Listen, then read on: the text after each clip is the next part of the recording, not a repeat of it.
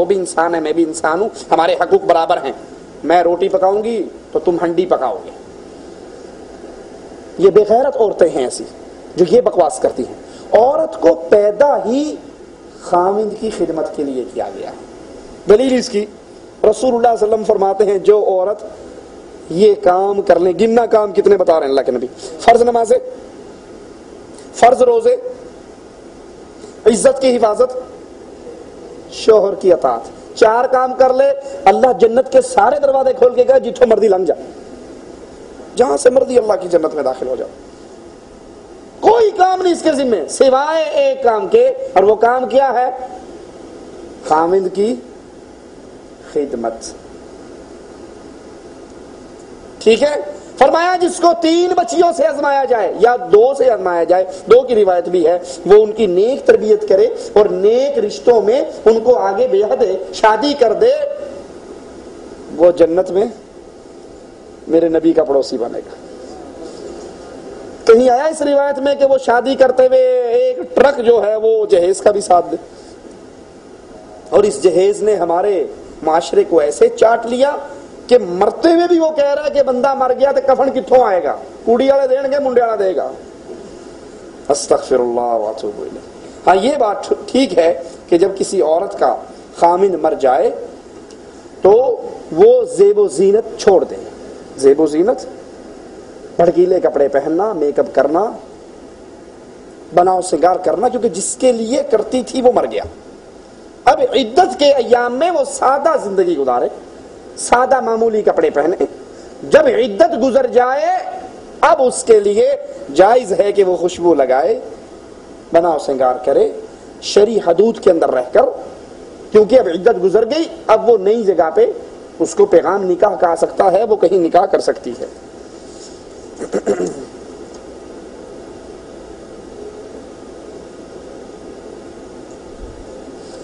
نبی صلی اللہ علیہ وسلم نے دعوت و تبلیغ کے لیے لوگ جمع تو نہیں کیے، ایک ایک کے پاس جا کر دعوت دی، ایک ایک کے پاس جا کر دعوت بھی دی اور اکٹھا بھی کیا۔ کتنی مرتبہ حدیث میں آتا ہے، آپ بھی سنتے ہیں، آپ لوگوں کو مسجد میں اکٹھا کرتے، بلاتے۔ جب ایک فاطمہ نامی عورت نے چوری کر لی اور صحابی رسول صلی اللہ علیہ وسلم سفارش لے کر آئے، اونچے خاندان کی ہے، ہاتھ کٹ گیا تو پورے قبیلے کی بے عزتی ہو جائے گی، آپ اس سے جو لینا ہے وہ لے کر، تو آپ نے اکٹھا کر لیا، لوگوں صحابہ کو اکٹھا کیا اور کہا تم سے پہلی امتیں برباد اس لیے ہوئی کہ ان کا کوئی بڑا گناہ کرتا تو چھوڑ دیتے، چھوٹا کرتا تو حد قائم کر دیتے۔ تو لوگوں کو اکٹھا کرنا، ان کو تبلیغ کرنا، دعوت دینا، وہ درست ہے۔ ہم نے جو سوال کیا وہ سوال سہ روزے پر، چلے پر، 4 مہینے پر، عورتوں کی جماعتوں پر، کہ عورتوں کا اس طرح گھروں سے نکلنا جماعت بنا کر، مردوں کا 4 مہینے کے لیے بیوی بچے چھوڑ کر، ان بیچاروں کے پاس دانا نہیں ہے، آٹا نہیں ہے، تو وہ چھوڑ چھاڑ کے جا رہا ہے، کس کے سہارے پہ جا رہے ہو؟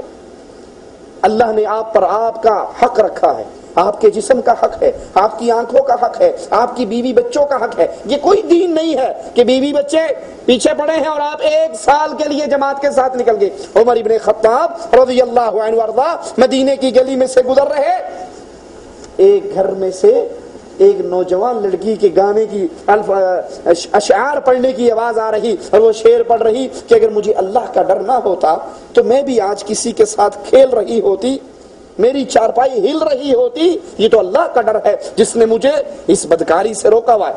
آپ نے معاملے کی تحقیق کروائی، کیا ماجرا ہے؟ پتہ لگا اس کا خامن جہاد پہ گیا ہوا ہے، اس کا خامن جہاد پہ گیا ہوا ہے۔ آپ نے قانون جاری کر دیا جو مجاہد جہاد پہ گیا ہوا ہو وہ بھی 4 مہینے کے بعد اپنے گھر میں واپس آئے، بیوی کا حق ادا کرے، اس کے پاس رہے بھلے کچھ عرصے کے لیے اور پھر واپس لوٹ جائے۔ اب جو 4 مہینے 1 سال کے لیے جماعت کے ساتھ نکلا، بھائی سال پیچھے تیرے بیوی بچوں کا کیا بنے گا؟ دین فرار کا نام نہیں ہے، دین کس چیز کا نام ہے کہ اللہ کے دین کو سمجھو، بیوی بچوں کو سمجھاؤ اور پھر اس دعوت کو لے کر آگے بڑھو۔ طریقہ کار وہی رہے گا۔ معاف کرنا، کوئی بھائی کہہ سکتا ہے کہ اس میں حرج کیا ہے؟ حرج یہ ہے کہ یہ عمل سنت رسول اللہ نہیں ہے۔ بڑی موٹی سی مثال میں اکثر دے کے سمجھاتا ہوں، آپ کی جیب میں 1 روپیہ ہو، یہ پیپسی کی مشین روڈ پہ لگی ہوئی ہے، اس کے اندر روپیہ ڈالو، پیپسی باہر آئے گی اور روپیہ کٹ کے باہر چھوٹے گا. ریال ڈالو فوراً پیپسی آ جائے گی. کیوں؟ کبھی غور کیا کیوں؟ اس لیے کہ اس پیپسی کی مشین کے اندر ایک سکہ پرنٹ ہے. سعودی حکومت کا، مملکت سعودی عربیہ کا سکہ ریال، اس میں پرنٹ ہے. اب جب ڈالا جائے اس کے مطابق آ جائے، وہ کہتا ہے کر لا جی نکلنی ہے. اور اگر اس کے مخالف ہے وہ اٹھا کے باہر پھینکتا ہے کہ نہیں، وہ لے کر آ جو اندر لگا ہوا ہے. تو بابا جنا لے کر آیا ہے، یہاں ملک فہد صاحب لگے ہوئے ہیں، ہم نہیں مانیں گے تمہیں، نہیں پیپسی پلائیں گے، اس کے مطابق لاؤ جو اندر ہے. وگرنہ روپیہ تو آپ کے پاس بھی ہے، روپے کی قیمت بھی ہے، لیکن اس کی قیمت سعودی عرب میں یہاں سکہ نہیں چلتا. یہاں وہی چلتا ہے جس میں ملک عبداللہ کا مہر لگی ہوئی ہو، ان کے سائن ہوئے ہو، ان کی تصویر. سمجھ آئی بات کی؟ سمجھانے کے لیے مثال دے رہا ہوں. اللہ کے ہاں عمل کی قبولیت کے لیے سکہ کس کا چلتا ہے؟ بولو محمد الرسول اللہ صلی اللہ علیہ وسلم. نہ حضرت الیاس کا، نہ حضرت زکریا کا، نہ فلاں امام اور فلاں بزرگ کا. وہاں ایک ہی سکہ ہے، محمد فرق بین الناس صلی اللہ علیہ وسلم. عمل قبول کروانے ہیں تو مدینے والے سے مہر لگوا کر لے آؤ. اللہ کے نبی صلی اللہ علیہ وسلم سے یہ حدیث، یہ طریقہ، یہ سنت سے ثابت نہیں ہے جو طریقہ کیا جا رہا ہے. نمبر ایک. نمبر دو، جو کتاب فضائل اعمال پڑھائی جاتی ہے اس کتاب میں جو عقیدے ہیں وہ اللہ اور اس کے رسول کی دی ہوئی تعلیمات کے خلاف ہیں.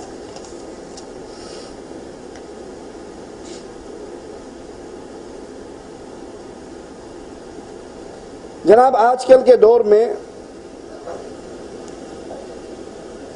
موبائل کے اندر گانے ریکارڈ کرتے ہیں،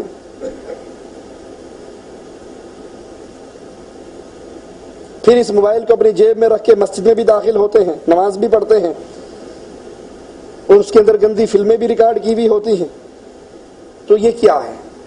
پہلی بات، قیامت کی نشانیوں میں سے ایک نشانی ہے، رسول اللہ صلی اللہ علیہ وسلم نے فرمایا تھا کہ ساز عام ہو جائے گا. ساز عام ہو جائے گا.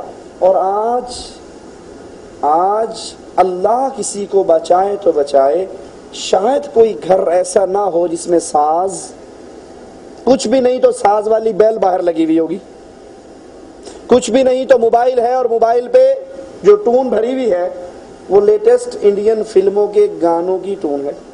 پورے گانے ہیں، ڈائیلاگ ہیں. ہمارے ایک شیخ نے ہمیں واقعہ سنایا، اسی یہاں پر آپ بیٹھے ہو، یہاں پر ایک شیخ سے ہماری ملاقات ہوئی، اچھے بڑے عالم تھے، واللہ عالم کہاں تک درست ہے لیکن واقعہ دل کو لگتا ہے. کہا آج سے 50 سال پہلے کسی عرب ملک کے اندر مسلمان نماز پڑھ رہے اور ایک یہودی وہاں سے گزرا اور انہوں نے مسلمانوں کو نماز پڑھتے ہوئے دیکھی. اس یہودی نے کہا یہ کیا کر رہے ہیں؟ سب کے سب اللہ اکبر، ایک ہی لائن میں لگے ہوئے، خاموش، کوئی آواز نہیں، کوئی شور شرابہ نہیں، کوئی دوسرے سے بات نہیں کر رہا، ہر کوئی بندہ اپنا دعائیں پڑھ رہا ہے. کہا یہ کیا کر رہے ہیں؟ کہا یہ نماز پڑھ رہے ہیں. کہا یہ آپ اس میں بات نہیں کرتے؟ کہا بالکل نہیں کرتے. کہا یہ ان کو کوئی چھیڑتا بھی نہیں ہے؟ کہا بالکل نہیں چھیڑتا. کہا ان کو کوئی مشغول بھی نہیں کرتا؟ کہا نہیں، یہ نماز کا وقت ہے، کون مشغول کرے گا، حرام ہے بول چال. کہا میں ان کے لیے ضرور کوئی ایسی سازش کروں گا کہ ان کے اپنے ان کو تنگ کریں گے. اور وہاں سے یہ موبائل کا فتنہ چلا. مگر آپ زیادہ نہیں، 10 سال پیچھے، مجھے خود یاد ہے، آج سے 10-15 سال 20 سال پہلے 1990 کے اندر لاہور میں ہم تھے، وہاں پاکٹل فون آتا تھا، اتنا بڑا، وہ گاڑی میں لے کے شنتا پورا گھومنا پڑتا تھا، اور وہ بھی 70-80 ہزار روپے کا. اب 70-80 ہزار روپے نہ کسی کی جیب میں ہو، نہ وہ اتنی بڑی بیماری کوئی خریدے، اور اس کے لیے بھی خصوصی آپ بڑے شہر میں داخل ہوں گے تو سگنل آئے گے. اور اب انگلی جتنے فون آ گئے، اور کتنے کے 100 روپے میں، 150 روپے میں، 200 روپے میں. سم لے لو، موبائل وہ ساتھ آپ کو فری دے دیں گے. اور حالت کیا ہے؟ اللہ اکبر، امام نے کہا، اچھا یہ کیا ہے؟ اللہ کے لیے سوچو، کیا یہ یہود و نصارہ کی سازش نہیں؟ وہ نماز صحابی نماز پڑھ رہے ہیں، پہرے پہ کھڑے ہیں، ایک ساتھی سویا ہوا ہے، یہ پہرا دے رہا ہے، نماز پڑھ رہے ہیں. کافر تیر مارتا ہے، ایک تیر لگا، نماز جاری ہے، دوسرا تیر لگا، نماز جاری ہے، تیسرا تیر لگا، نماز پوری کی، سلام پھیرا. ساتھی سے کہا میری کمر پہ تیر لگے ہیں، یہ نکالنا. کہا سبحان اللہ، جب پہلا تیر لگا تھا تو آپ نے سلام پھیر کے مجھے کیوں نہیں اٹھا دیا؟ کہا سورۃ کہف کی تلاوت کر رہا تھا اور اللہ سے شرم آ رہی تھی کہ میں تلاوت کو درمیان میں چھوڑ کے تیر نکالوں۔ یہ تو تلاوت ہے۔ احمد ابن حنبل رحمت اللہ علیہ رسول اللہ کی حدیث سنا رہے صلی اللہ علیہ وسلم، شاگرد کہتے ہیں میں سامنے بیٹھا، امام کا رنگ تبدیل ہو رہا، امام کے چہرے پہ شدید تکلیف کے آثار۔ حدیث کا درس پورا کیا، شاگرد سے کہا ذرا میری کمر سے کپڑا اٹھانا، کوئی چیز مجھے کاٹ رہی ہے۔ کہا میں نے دیکھا تو بچھو کئی جگہ پر ڈس لگا چکا تھا، ڈنگ مار چکا تھا۔ میں نے کہا امام جب اس نے پہلا ڈنگ آپ کو لگایا تو اس وقت آپ نے مجھے کیوں نہیں کہہ دیا؟ کہا میں محمد کی حدیث بیان کر رہا تھا، مجھے شرم آئی کہ میں کلام رسول کو درمیان میں چھوڑ کر پہلے اس کو ہٹا۔ یہ مسلمانوں کی نمازوں کا حال تھا، یہ مسلمانوں کی عبادت کا حال تھا، اور آج ہماری نماز میں وہ بے سکونی، اور پھر مصیبت اس وقت اور بڑھ جاتی ہے جب یہ موبائل کے اندر ساز، موبائل میں گانے، موبائل میں پورے فلموں کے ڈائلاگ، اور آپ مسجد میں کھڑے ہیں، اللہ کے گھر میں ہیں، جس گھر میں قرآن پڑھا جاتا ہے، جس گھر میں اذان دی جاتی ہے، جس گھر میں نماز پڑھی جاتی ہے، اس گھر کے اندر فلموں کے گانے گونجتے ہیں، اور بجانے والا کون ہے؟ مولوی صاحب، شاہ صاحب، حضرت صاحب، داڑھی والے بزرگ، مسلمان، ماتھے بے محراب اور جیب کے اندر موبائل۔ اچھا میں مثال دے کے سمجھاتا ہوں۔ یہ ایک مسجد ہے، مسلمان نماز پڑھ رہے ہیں، مسجد کے ساتھ ایک ہندو کا گھر ہے۔ غور کرنا، غصہ آئے تو معاف کر دینا، نہ بھی کرو گے معاف تو چندہ تو مانگنا نہیں میں نے آپ سے۔ ہندو کا گھر ہے، مسجد کے پڑوس میں مسلمانوں کی نماز کھڑی ہو اور ہندو ڈھول لے کر مسلمانوں کی مسجد کے دروازے پہ آ کے ڈھول پیٹنا شروع کر دے، کیا خیال ہے اس کو کوئی معاف کرے گا؟ اس کا سر پھوڑو گے یا نہیں؟ بولو، غصہ آئے گا؟ کیوں؟ دیکھو جی گستاخ، کافر کی اتنی جرت۔ ادھر ہم نے اللہ اکبر کہا، امام صاحب نے قرآن پڑھنا شروع کیا، سورۃ فاتحہ کی تلاوت شروع کی، اور ادھر یہ ڈھول پیٹنے کے لیے آ گیا۔ یہ گانا، چلو ڈھول نہ پیٹے، گانا گانا شروع کر دے کسی فلم کا، مسجد کے دروازے پہ کھڑے ہو کے برداشت کرو گے؟ غیرت آئے گی۔ مسلم یہ مسلمانوں کی جذبات سے کھیل رہا ہے، ہماری مسجد پہ ایک ہندو کھڑے ہو کر گانے گا رہا ہے، اس کا گردن کاٹ ڈالوں گا، اتنا غصہ آئے گا۔ اور اب مولوی صاحب آپ کے موبائل میں جب گانا بجتا ہے، آپ تو ہندو کے مقام پہ خود بیٹھے ہوئے ہو نا، ہندو یہ کام کرے تو سر پھاڑنے کے لیے تیار، اور جب دکان پہ جا کر کہتے جی جو فلاں فلم کا فلاں جو گانا ہے نا ذرا وہ ڈاؤن لوڈ کر دے، 10 ریال لے لے کوئی حرج نہیں، لیکن بس کنٹی بجے تے وہ گانا آوے تے سین سامنے آوے تے ٹھنڈ پہ جائے۔ اور جی مولوی صاحب، مولویوں کو تو پتہ ہی نہیں ہوتا نا، مولوی تو بیچارے مولوی ہوئے جو مولوی، یہ جو موسیقی ہے نا یہ روح کی غذا ہے۔ سنا یا نہیں سنا؟ مولوی ہے نا کیا پتا، لیکن موسیقی روح کی غذا ہے۔ جب تک رات کو سونے سے پہلے فلاں گانا نہ دیکھ لوں، فلاں فلم نہ دیکھ لوں، فلاں ڈرامہ نہ دیکھ لوں، ٹھنڈ نہیں پہنتی۔ تو ہم بھی مانتے ہیں کہ واقعی موسیقی روح کی غذا ہے، لیکن روحیں دو ہیں۔ روحیں کتنی ہیں؟ 2 روحیں ہیں۔ کون کون سی؟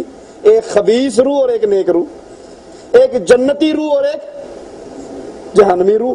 جس روح کو گانوں سے، ساز اور موسیقی سے ٹھنڈ پڑتی ہو، وہ خود فیصلہ کر لے اس کی روح نیک ہے یہ بدماش ہے، کیونکہ نیک روحوں کے بارے میں قرآن کیا کہتا ہے؟ سکون کس چیز سے ملتا ہے؟ اللہ کے ذکر سے۔ نبی صلی اللہ علیہ وسلم کو پریشانی ہوتی، فوراً بلال سے کہتے بلال آزان دو، بلال آزان دو۔ نماز پڑھتے، آزان دیتے، اور اذان سن کے نماز پڑھ کے میرے نبی کو آپ فرماتے تھے میری آنکھوں کی ٹھنڈک ہے نماز۔ تو اللہ کے لیے ہر اس بھائی کو، اللہ کے لیے اللہ کا واسطہ دے کر کہتا ہوں، جس کے جیب میں موبائل ہے وہ اللہ سے ڈر جائے، اپنے موبائل کے اندر سادہ بیل، بغیر موسیقی، بغیر گانے، بغیر ساز کی بیل رکھے۔ ایک تو وہ خود گنہگار ہے، موسیقی اس میں ریکارڈ کر کے، گانے والی ٹون ریکارڈ کر کے، اور پھر معاملہ اس سے خطرناک ہو جاتا ہے۔ آپ نماز میں ہو، آپ کے موبائل پہ گانا بجتا ہے، آپ کو نہیں پتا، آپ کے ساتھ نماز پڑھنے والا ہو سکتا ہے آپ کے لیے بد دعا کر رہا ہو کہ اللہ اس کا بیڑا غرق کر، اس نے میری نماز خراب کر دی۔ کر سکتا ہے یا نہیں کر سکتا؟ وہ کتنا بڑا بدنصیب ہے جو مسجد میں گیا تو رحمتیں لینے کے لیے اور ساری جماعت نے اس کے لیے بد دعا کر دی ہو۔ اس لیے بہتر ہے موبائل کو مسجد میں داخل ہوتے ہی سائلنٹ کر لو۔